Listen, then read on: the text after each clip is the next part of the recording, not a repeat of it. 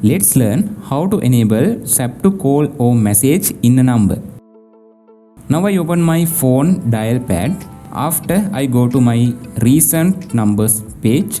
Now I can see this number. If I want to send a message or call, I can swap this number like this. If I want to get a call to this number, I can swap this number to right side like this. After I can easily get a call.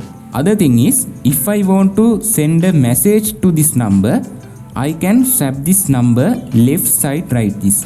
After I can easily text to this number.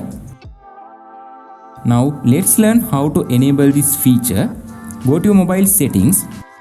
Scroll down and go to advanced features option. In here you can click on this swap to call or text option. You can enable this feature. In the middle area you can see a preview. In this method you can enable swap to call or message feature.